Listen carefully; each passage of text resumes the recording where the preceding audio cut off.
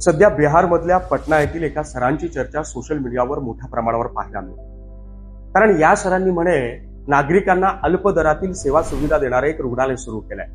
ज्या रुग्णालयामध्ये 7 रुपयांमध्ये रक्त तपासणी, 25 रुपयांमध्ये ईसीजी, 35 ते 50 रुपयांदरम्यान एक्सरे आणि डायलिसिस सारख्या सेवा सुविधा नागरिकांना पुरवण्यात येतात.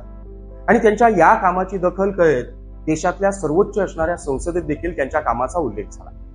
पण तुम्हाला माहितीये का, या सगळ्या सेवा सुविधांसह प्रत्येक आजारांवर प्रत्येक उपचार औषधांसहित एकही रुपया खर्च न करता, कसलाही अल्प दर नाही, कसलाही माफक दर नाही, पूर्णपणे 0 रुपयात देणारी आरोग्य व्यवस्था गेल्या कित्येक वर्षांपासून आपल्या महाराष्ट्रातला एक मराठी माणूस त्यानं उभं केलेल्या 3 मोफत खासगी रुग्णालयाच्या माध्यमातून करतोय. या माणसाचं नाव आहे निलेश भगवान सांबरे. त्याने उभे केलेले हे 3 हॉस्पिटल, त्यापैकी एक पालघर जिल्ह्यामधल्या जडपुली येथे, ठाणे जिल्ह्यामधल्या आसनगाव शहापूर येथे आणि रत्नागिरी जिल्ह्यातल्या रत्नागिरी शहरात.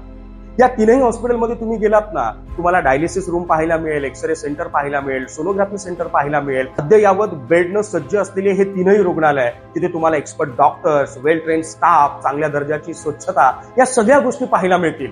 पण या 3ही हॉस्पिटलमध्ये कॅश काउंटर अथवा बिल काउंटर नाही. मग विचार करा ना, माफक आणि अल्प दरात उभं राहिलेल्या रुग्णालयाची चर्चा देश पातळीवर होते, पण गेल्या कित्येक वर्षांपासून आपल्या खिशातले पैसे खर्च करून नागरिकांना 0 रुपयांमध्ये उभी केलेली आरोग्य व्यवस्था त्या निलेश सांबरे नावाच्या माणसानं निर्माण केली आहे. त्या माणसाची चर्चा करण्यात आपण कमी पडलोय का? त्या माणसाच्या कामाला लोकांपर्यंत पोहोचवायला कुठेतरी ही तरुणाई कमी पडलीये का, याचा विचार करावा लागेल.